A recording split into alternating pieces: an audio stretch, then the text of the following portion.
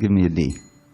Jaya Radha Madhava Kunja Bihari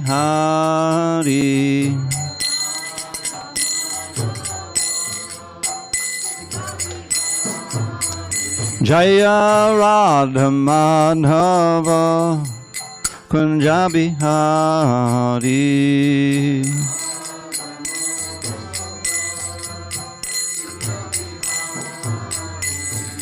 Gopi Jana Vallabha Girivardhari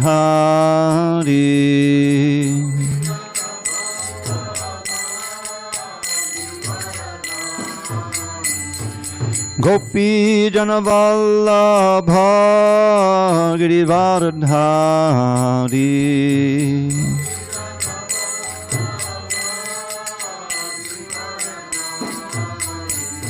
Yashoda Nandana Brajajana Ranjana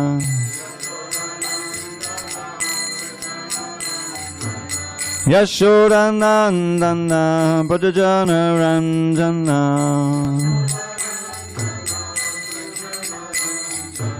Yamuna Tira Vanachari Yamuna Tira Vanachari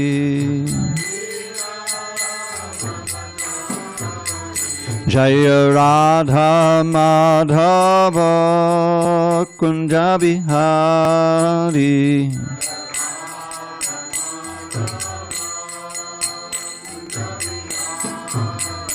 Jaya Radha Madhava Kunja Bihari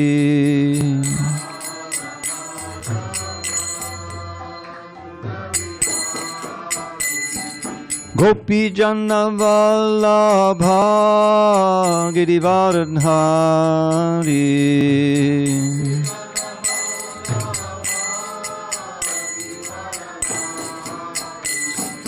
Gopi Jana Vallabha Girivardhari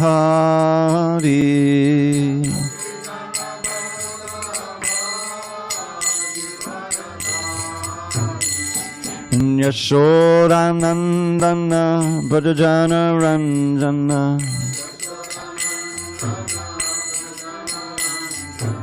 Yashoda Nandana Brajajana Ranjana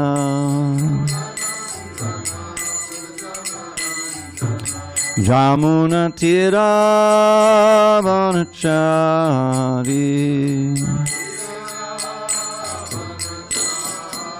Yamuna Tira Vanachari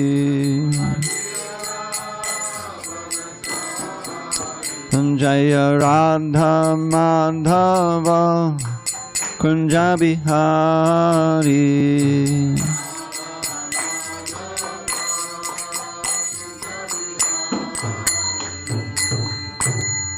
Jai Vishnupad Paramahansa Parivajikacharya Ashtottara Shri Srimad His Divine Grace Srila A.C. Bhaktivedanta Swami Prabhupada Ki Jai ISKCON BBT Founder Acharya Srila Prabhupada Ki Jai Jai Om Vishnupad Paramahansa Parivajikacharya Ashtottara Shri Srimad His Divine Grace Srila Bhakti Siddhanta Saraswati Thakur Ki Jai Ananda Koti Vaishnavinda Ki Jai Namacharya Srila Haridas Thakur Ki Jai Grantharaj Srimad Bhagavatam Ki Jai, Samaveda Bhaktavrinda Ki Jai. All glories to the assembled devotees. All glories to the assembled devotees. All glories to the assembled devotees. All glories to Shri Guru and Gauranga.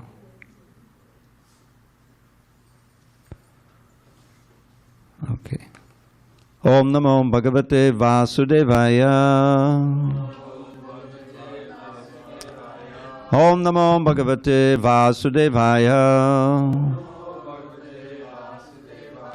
Om Namo Bhagavate Vasudevaya.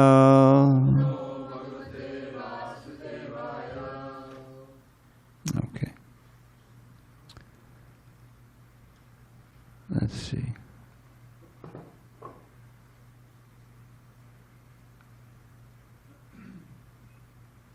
So is it 53? Okay.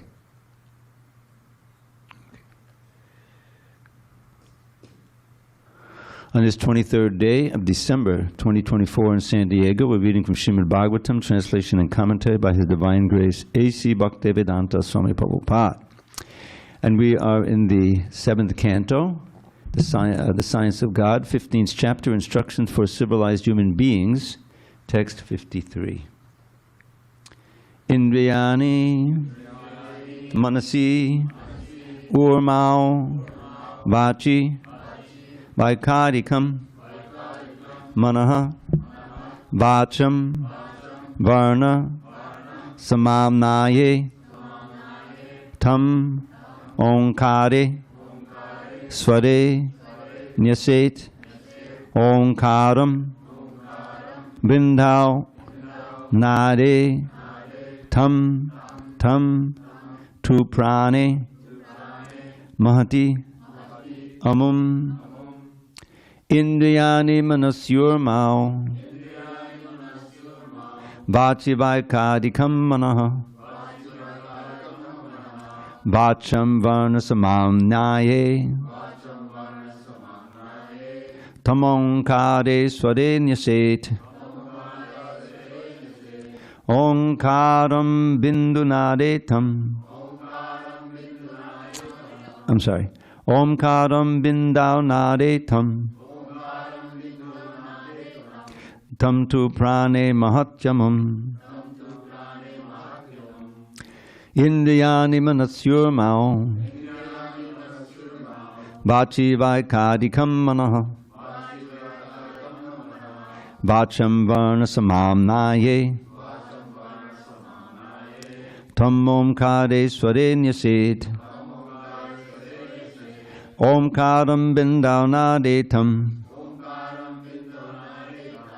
Tam tu prane mahatyamam. Indriyani manasyurmao. Vachi vaikadikam manaha. Vacham varna samamnaye. Tamonkare sware nyaset. Onkaram bindaunade tam. Tam tu prane mahatyamam.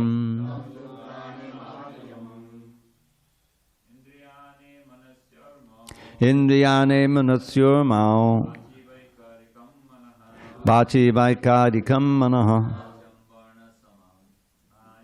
Vacham varna samamnaye. Tam onkare sware nyaset. Omkaram bindaunade tam. Tam tu prane mahatyamam.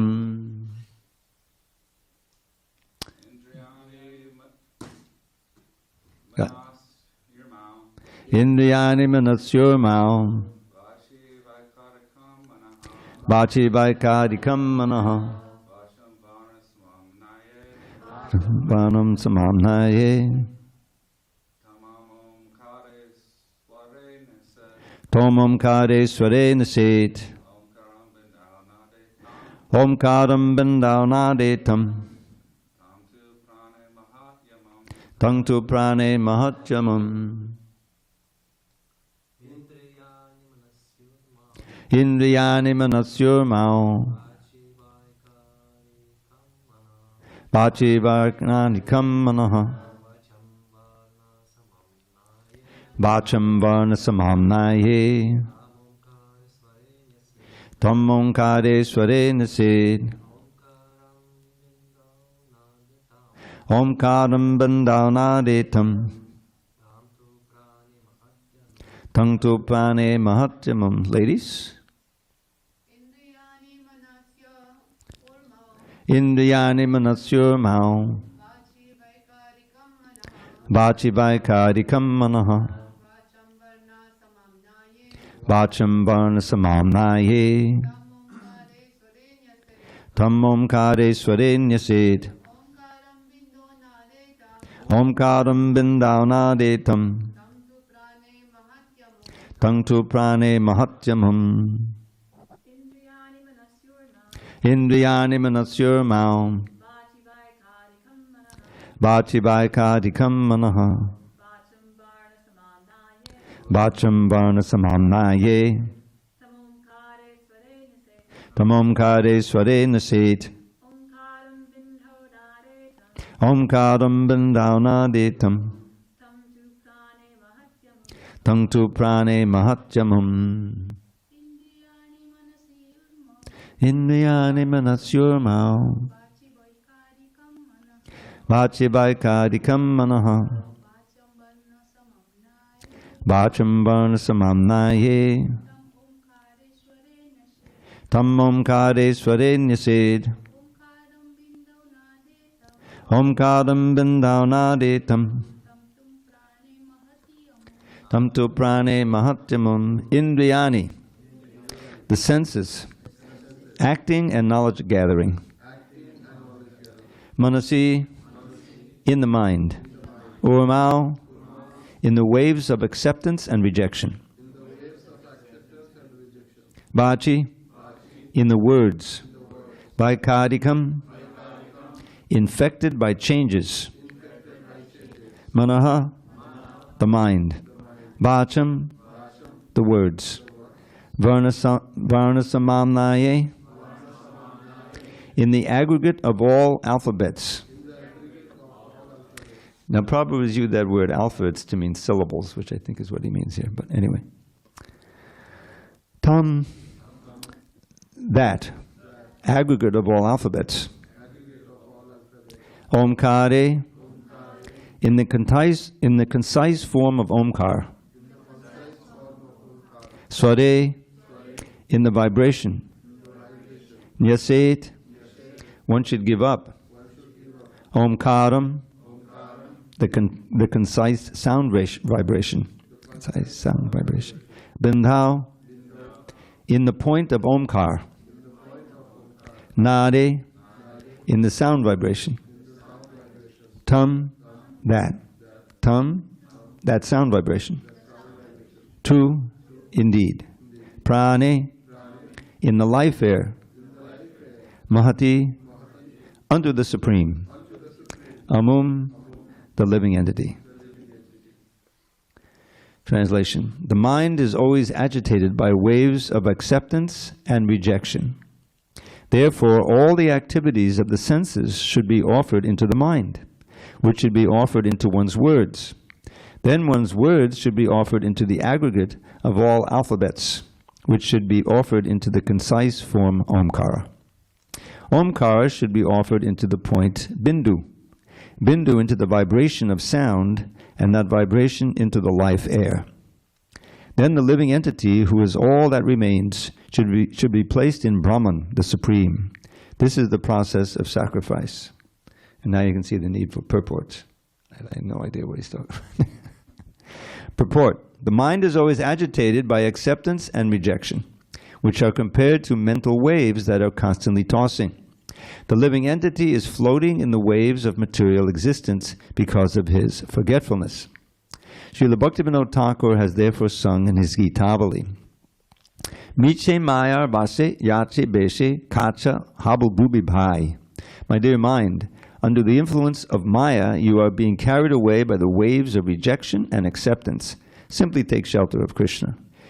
Jeev Kṛṣṇa das e vishvas karli ta ar dukanai. If we simply regard the lotus feet of Krishna as our ultimate shelter, we shall be saved from all these waves of Maya, which are variously exhibited as mental and sensual activities and the agitation of rejection and acceptance.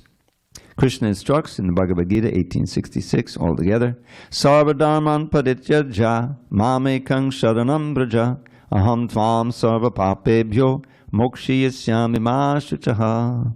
Abandon all varieties of religion and just surrender unto me. I shall deliver you from all sin-free actions. Do not fear.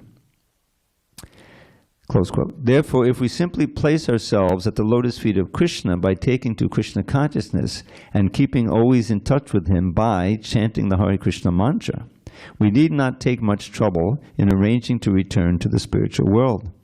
By the mercy of Sri Chaitanya Mahaprabhu, this is very easy. Altogether, Hare Nama, Hare Nama, Hare Nama eva kevalam.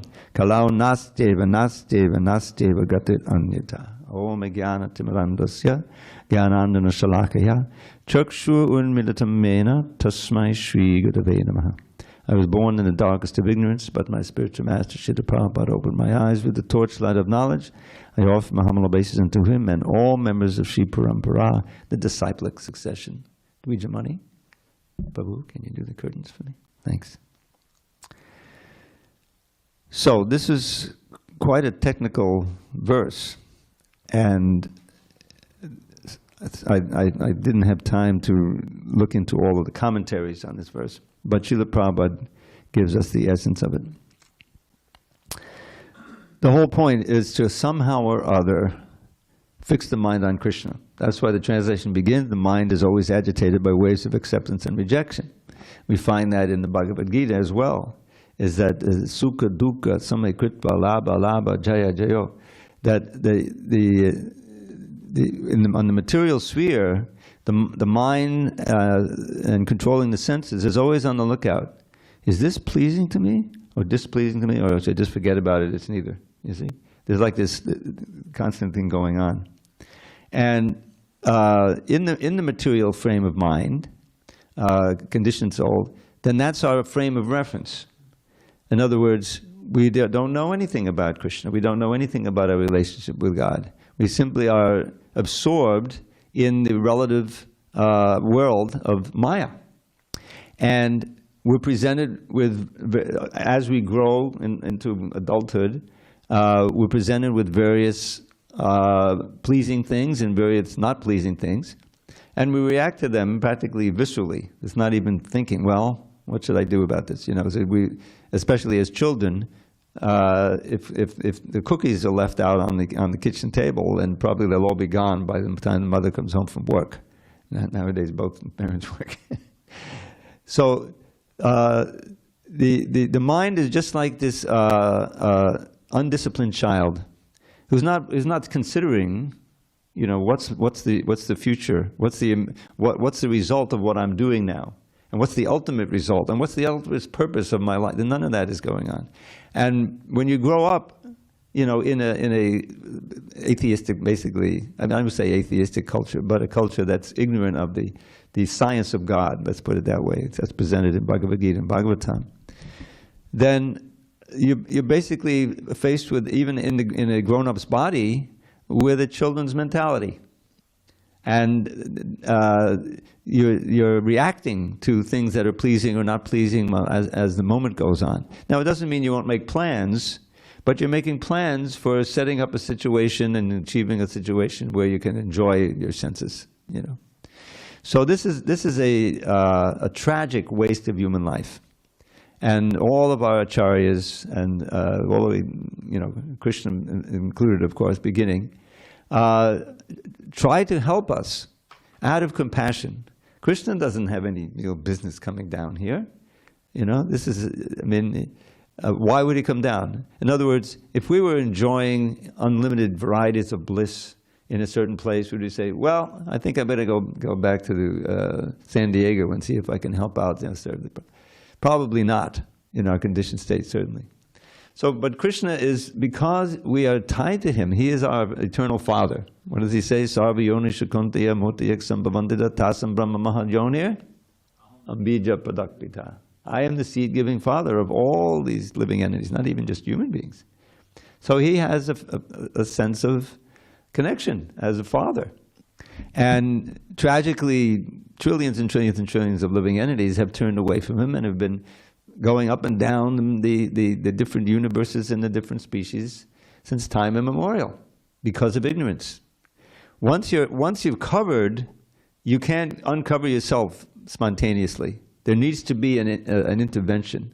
There needs to be someone who comes and tries to inject in your mind this idea that there's a whole other frame of reference and a whole other way of looking at life and yourself, and you have an eternal home in the spiritual world where there's no more birth, no more age, like that.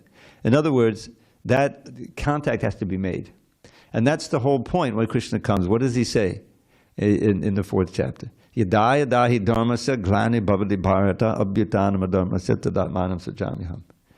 Right. So this is one of the most known verses, I think, amongst millions of people, especially in India. And Krishna is saying when he comes. Yada yada means when, right? Whenever. Whenever there's an upsurge of adharma, and dharma has been covered in an eclipse. Glani, dharma said glani. It may appear to be dharma, but there are all kinds of discrepancies, and it's not going to bring the proper result. So then he appears, and then the next verse he gives us the three objectives: Paratanaya sadhunam, vinachaya dushkatam, dharma sangstapanataya, sambhavami yuge yuge. So he says there that he appears in every yuga, but he certainly doesn't appear in his original form of Krishna in every yuga. But in some form, God is appearing in every yuga. And in this yuga, of course, he did appear as covered avatar, as Lord Chaitanya. But he's still remaining here as the Nam avatar. The holy name is not different from Krishna. So if we take shelter of the holy name of Krishna, that means we're actually taking shelter of Krishna. Then the task is, how can I take full shelter? Because if you just chant Hare Krishna once, or even if you chant many times with fairly decent attention, then that's a form of taking shelter. But you're not really wholly and solely taking shelter. That whole idea of complete surrender is what is required to really go back to Godhead. So the Bhakti Yoga, Srila Prabhupada presented it, and supported by all the wonderful literatures that he's given us, is meant to provide us with the knowledge, and that knowledge also increases our faith, and the inspiration and the context by which we can actually practice it and go back to Godhead, or at least make good progress in that direction. Because Prabhupada was thinking, as Krishna promises, nehapi krimanasati pratyavaya navidyate. There's no loss or diminution. Even a little advancement on this path protects one from the most fearful type of danger. Hopefully that's what Prabhupada meant by that phrase. Whenever he spoke on that verse, he quoted it 100 times, he always talked about being protected from the greatest danger, which is losing the human form of life. So just a little practice. So therefore, how inspiring that should be for us to try to preach any time and anywhere. Because if someone even said, like, I take this walk, every morning up Cass Avenue, it's quite an experience. There's a certain number of homeless people, which I'm familiar with now. They have their little corner where One guy, the first guy I meet, I told him to chant Hare Krishna when he sees me. So I say Hare Krishna, says Hare Krishna, and he gives me stuff, most of which I throw in the dumpster.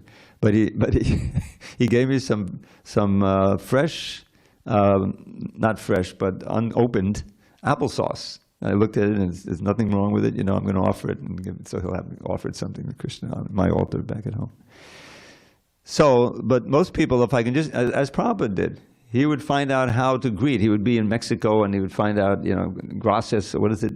How would you greet somebody? Not muchas gracias. That's thankful. But how would you say just good day? Buenos dias, that was what it was. Buenos dias. He asked the devotees, what did he say?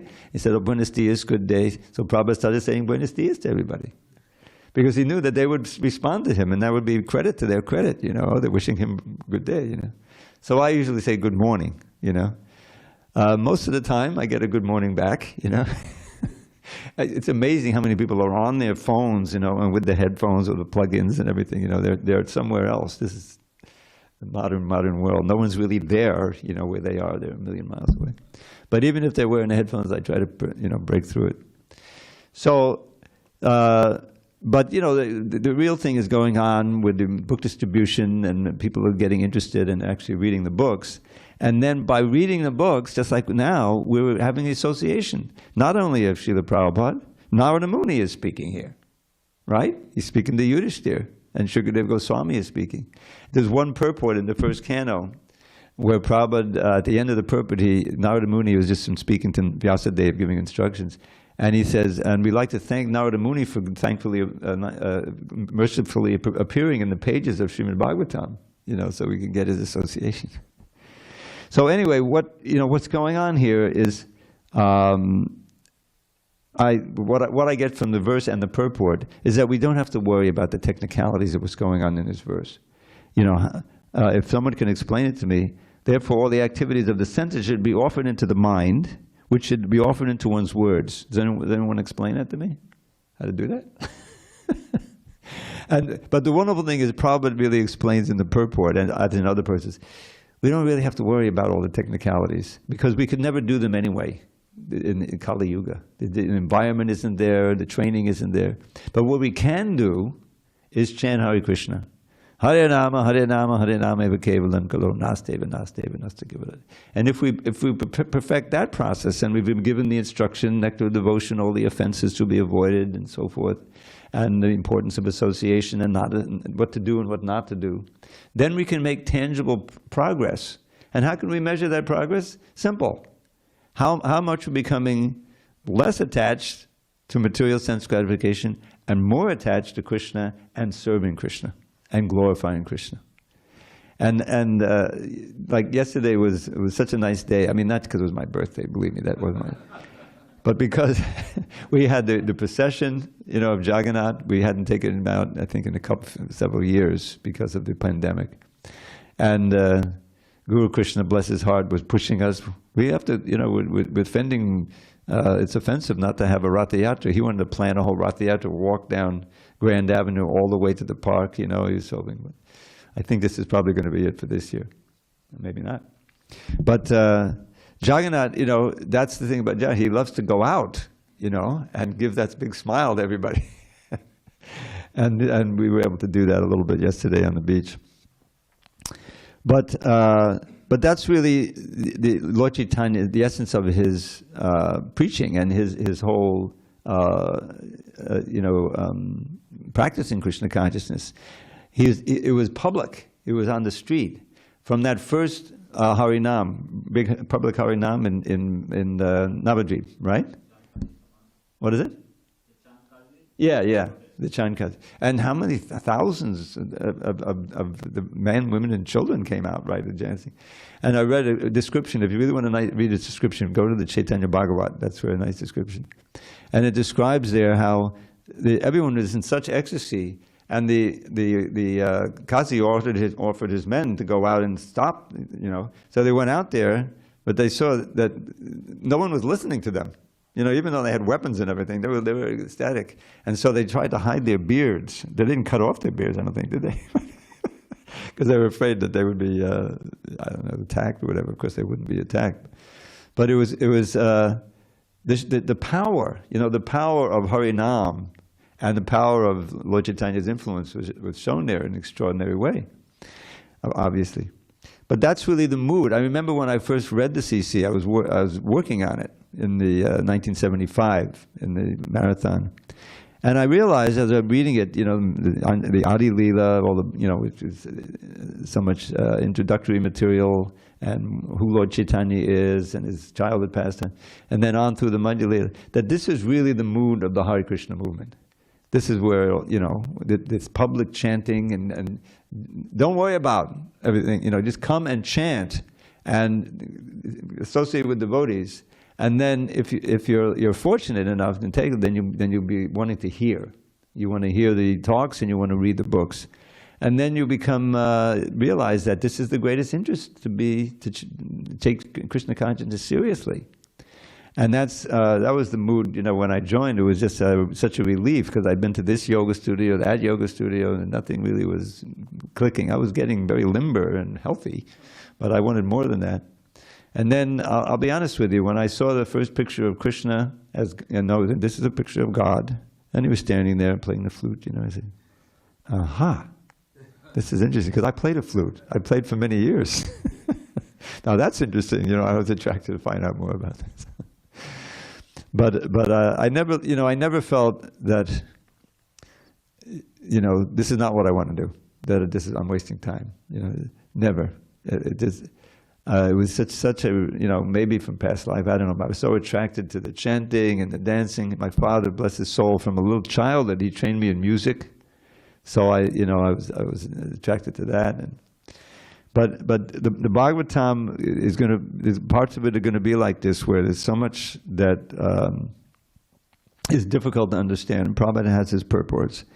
And this purport is very transparent. We're floating in the waves of material existence because of forgetfulness. Forgetfulness.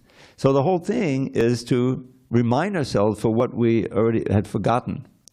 And that's why if you take Krishna consciousness seriously and you read Krishna book and you become familiar with Krishna, it all feels so right, you know, that this is the home. This is probably, you know, that famous phrase, back home, back to Godhead. What's a home? That's a place where you don't have to leave. Unfortunately, we did leave foolishly, but that you'll be welcomed back, you know. And it's a place of comfort. And it's a place of where you're happy and peaceful. And the home of Goloka Vrindavan is so much more than that. Every day is an adventure, going out with Krishna or staying back from Krishna and pining for him to come back. There's whole ashtakas. You know, I'm working on a project because many of you are familiar with the Veda base. Does anyone not know what the Veda base is? Okay, so the Veda base has been around for many years now. But the last 5 years, since the pandemic, they haven't done any upgrades. They used to do it every year. But now they're going to do one in 2025. And I already sent up a few books by Rupa Goswami that's part of the Veda basement for quite a few years. The Prajavali is there. The Govinda Viradavali, which you may not be familiar with. Viradavali is a form of poetry in Sanskrit. And it's based on stringing together these metric units. I'll give you a sample. And all of them are all about Krishna. You know, they all describe Krishna. So I always chant them too fast, forgive me, but one of them I memorized is so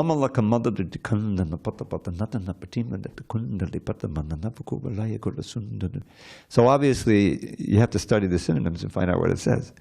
But you can see how absorbing it can be if you understand the meaning of every word, you know. And that's the idea, is that it's a complete meditation. So that's up there, Viradavali. And Leela Chanda. Leela Chanda is a beautiful summary of Lord Krishna's Vrindavan Leela in wonderful poem. Every Leela has its own meter. You know, they're all varieties, and in between is different. So there's one verse in there between, right after childhood Leela, and it's about him, you know, becoming his pastime as a calf herd, you know, going out with the calves, not the cows yet.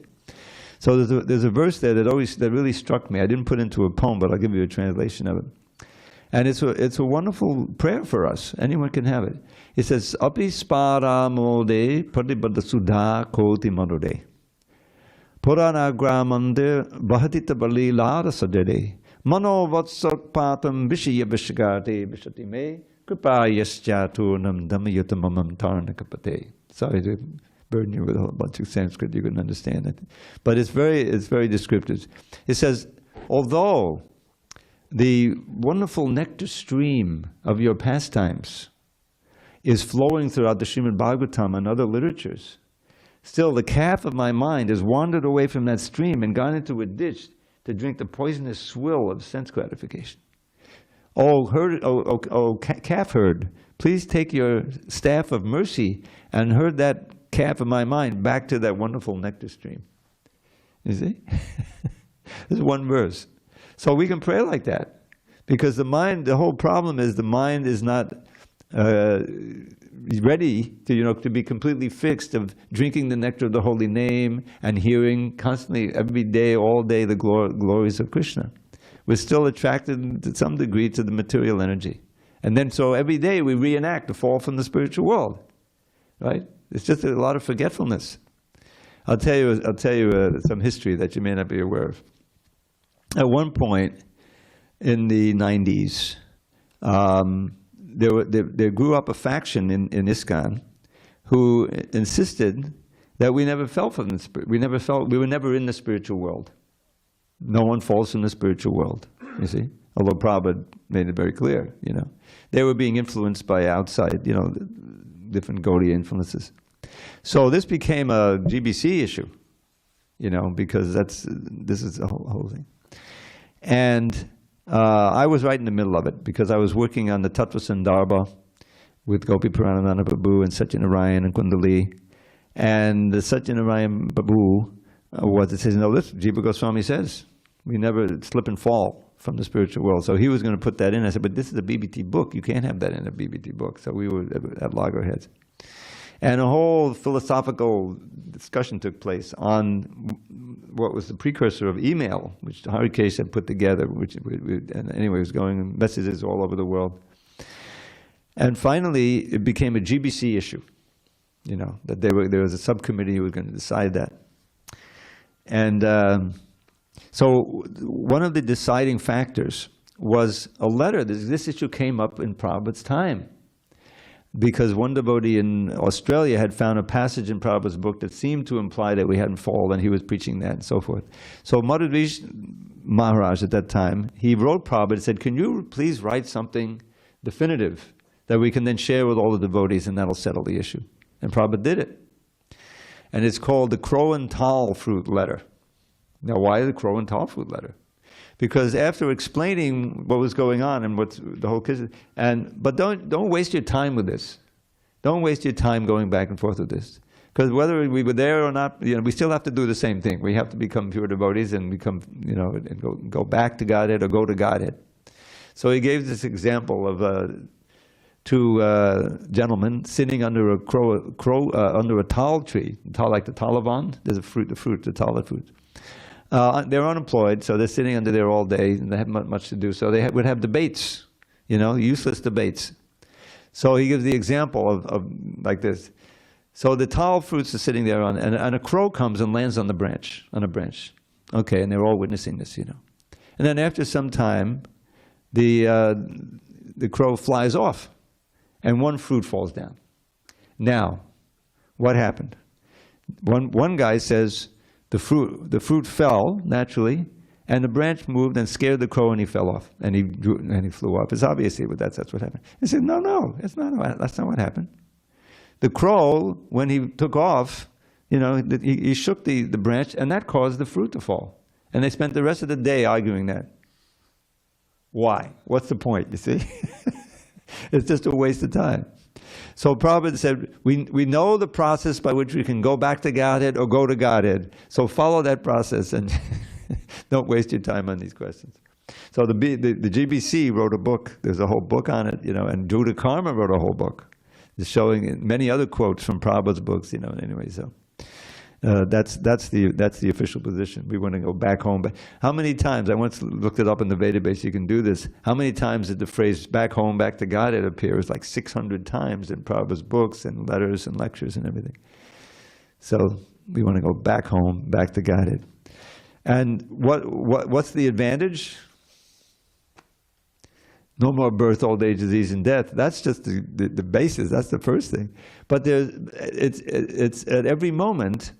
There is glorification of Krishna, service to Krishna, you see, mood of separation from Krishna, varieties of rasas or relationships with Krishna. I was just thinking when we were singing the song, we sing every morning, Jaya Radha Madhava Kunjabi Hari. What is that song? What is it? It's a description of different relationships with Krishna, how he's pleasing everybody.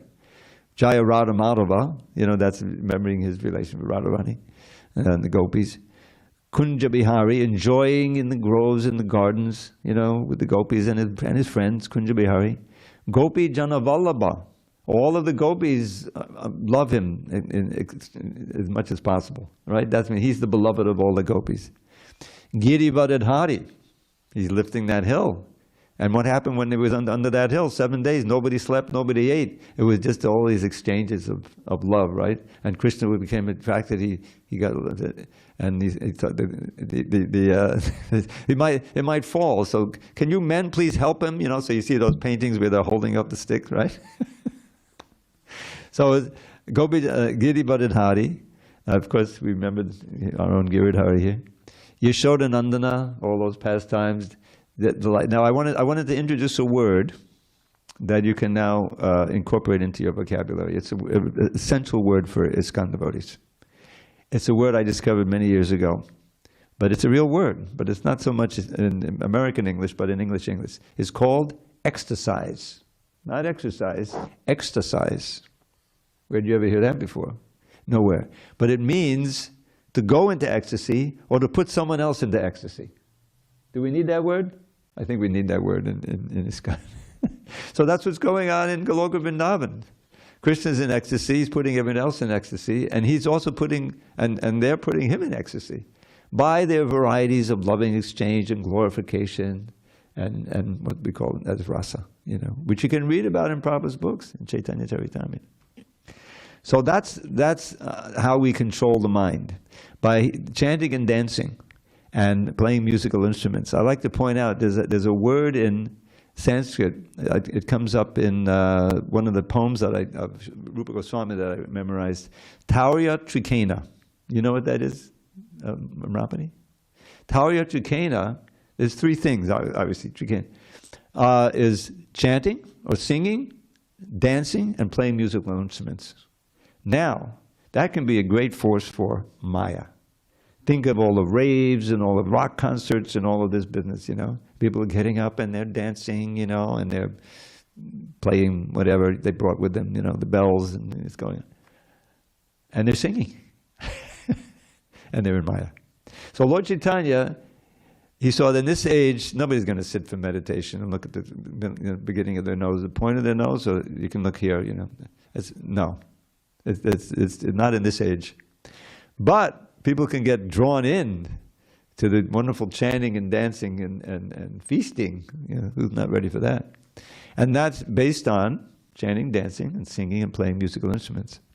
So that's Lord Chaitanya, is to sublimate, is to dovetail. The things that are bringing us into māyā can bring us back to Krishna. The painting, the art, so many images. Now, of course, we know that not only the deities made of stone or wood or brass or whatever, they're actually Krishna. Krishna spiritualizes them, he comes in and they're installed properly, and we shouldn't think of them as statues, obviously. We think of them as Krishna's right there.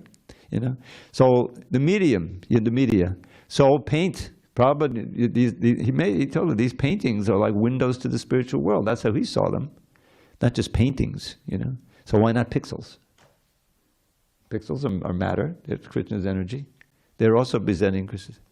So all of these images that we have that are accessible, we can meditate on them and become Krishna conscious. What to speak of the holy name. So that's how merciful the Lord is and his representatives, to give us the environment in which, even without knowing anything, we can take part and become purified, to become receptive to the philosophy, because the philosophy is essential to the foundation of faith and confidence. You have to know, that Krishna. There's a verse in the Bhagavatam. It says, how's it go? I forget how the Sanskrit goes, but it basically says that this whole world, this whole universe is Bhagavan. But you know that one? Bhagavan, but it seems to be something else. How is it Bhagavan? It's all his energies. Plus, he's present in every atom as the super soul. So where is it not Krishna? Rasoham apsakontaya, right? Those verses are like rudimentary, but they're not really rudimentary. If you really see it that way, then how can you not think of Krishna? The sun's rising, Krishna, remember that verse, on the light of the sun and the moon. And drinking some water, rasoham apsakontaya. That's the purpose of them. You see, it comes right after chapter 6, which is too difficult even for Arjuna. So how can I have my mind attached to you? Māyā saktamana pata yogam yunjan varashaya asangshayang samagam yata dhyasti tat shrinu. And Prabhupada picks up on that word shrinu. And the whole purport is about hearing. He quotes Srinvadam Sakata Krishna up in the purport. You know the verse. She's the verse shloka, I think, in the family, right? So this is the practical means, starting with almost like a universal form thing.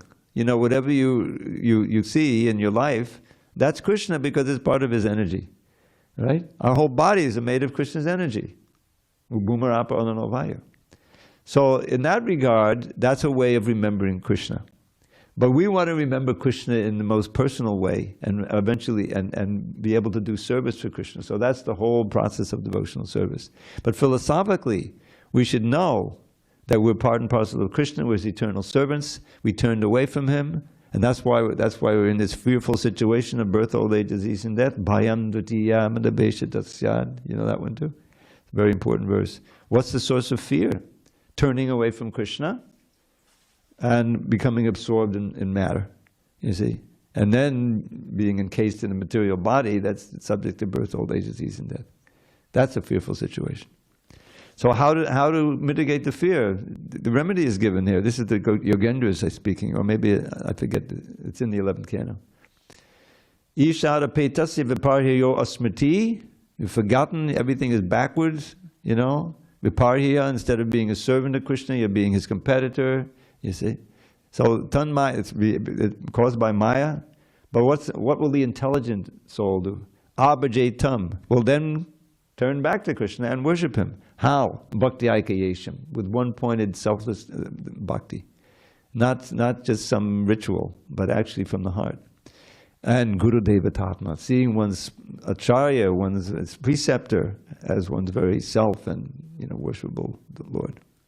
So there's so much in that one verse, you know. But it always means turning away from this glittering Maya,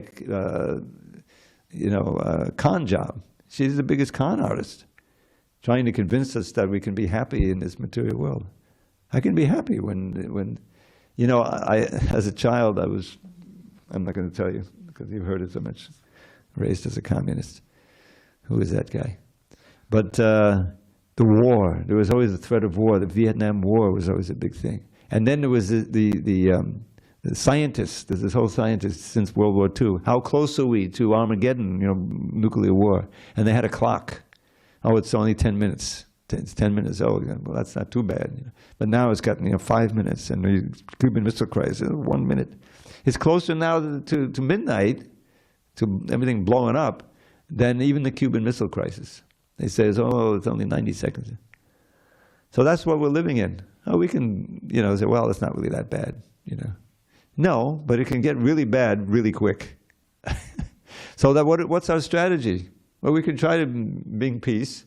But for personally, we should think, well, whether we burn up in a mushroom cloud or we die in our bed, we got to be thinking of Krishna. So therefore, at every moment, I'll share this one verse here, then I'll let you go. There's a nice ashtaka. Some of you, well, those who've been around, and I've chanted it, you're familiar with it, but some guests. Have you ever heard of the Keval ashtaka? Madhuram madhurebhyopi, mangalebhyopi mangalam, bhavanam bhavanami. Hare Nama Eva Kevalam. So there's 8 verses there. I don't know if you know that, but those are 8 out of 100.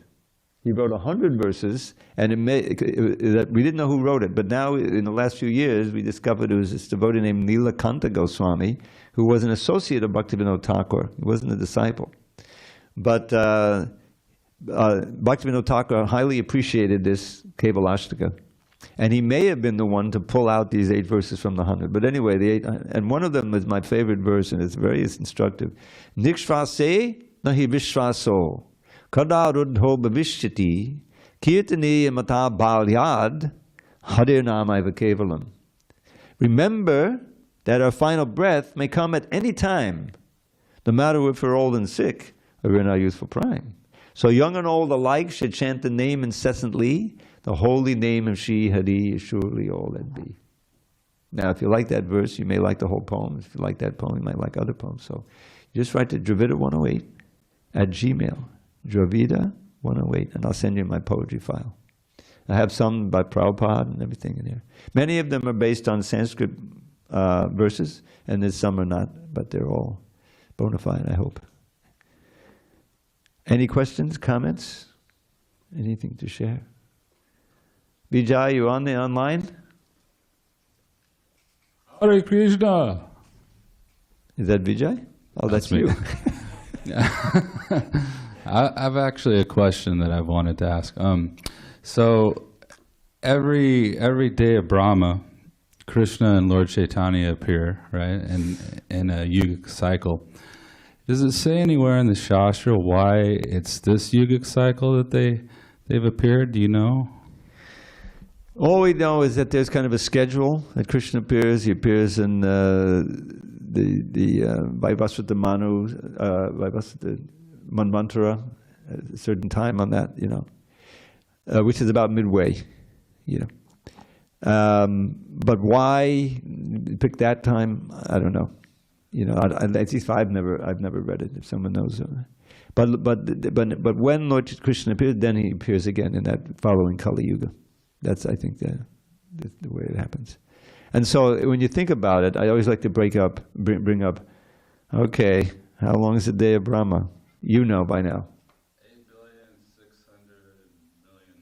8,600,000,000. 632, I think it is. Something like that. That's a lot of time. And to just think, that's one day, that's actually 24 hours. Probably use a day to mean 12 hours, 24 hours. And once, Krishna appears at that time. And here we are, a mere 5,000 years later. And Krishna is practically a split second ago. And it's even more recent, 500 years ago, that he appeared as Lord Chaitanya. And so here we are, the movement, by Prabhupada's effort, and now it's all over the world. Books are there in so many languages, and online you can spend all day, listening to kirtan and listen to lectures and everything. So we have a great facility. But how long will it last? Kali Yuga is such a dangerous time. I can't imagine how it's going to last another 427,000 years. If it lasts to the end of this year, I'd be surprised. Anyway, I'm just kidding. It's such a crazy time. But within all of that, we have the chance to really perfect our lives. So when you really think about it, let's try as hard as possible. Don't delay, right? That's the whole thing. Don't waste time. Avyarta kalatvam. This is one of the principles of sincere bhakti. And so much injunction. I always quote this one verse and then I'll let you go. Again, it's exactly the same. Don't waste this human life. Labdva sudurlam nidam bahusam bhavante manusyamarta damanityamapiya dira turnam yateta napateda namityavat nikshayasaya vishaya kalusarvatakshyat. Oh, human being, you have attained this human form after many, many births. And it's very rare. Sudurlabhamidam. Bahusambhavante means many births. Manusham, the word man comes from there, obviously, human being. And what's the special quality? Artadam. Unlike all the other 8,399,000 forms, it can give you the ultimate goal, the ultimate value. Artadam. But like all of the other forms, it's impermanent. Time is going, it's going to pass it. Artadam anityam, so one has to be dhira. That's a key phrase. One has to be dhira. It means sober-minded and consider all the options and all the results. And having considered that, now you should act in a certain way. Turnam, immediately. Don't waste another second. Yateta, this is a word that means strive.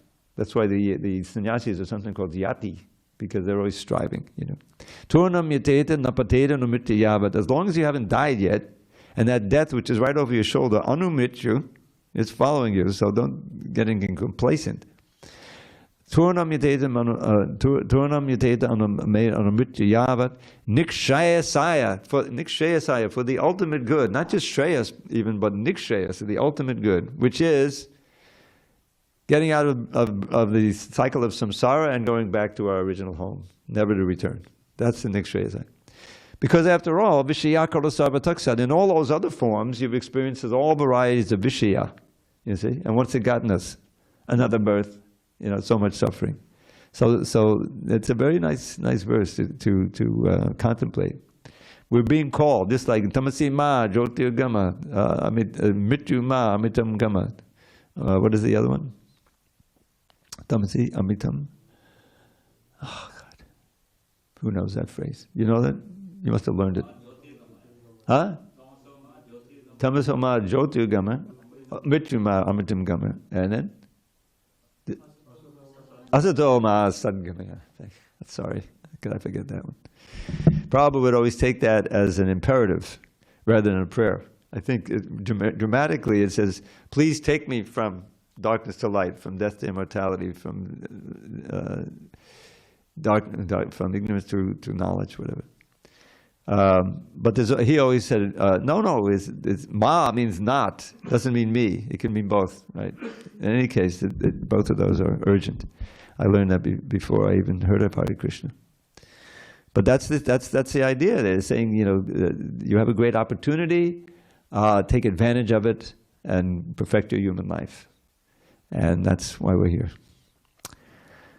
Thank you very much. All glories to Srila Prabhupada. Sorry I went over time.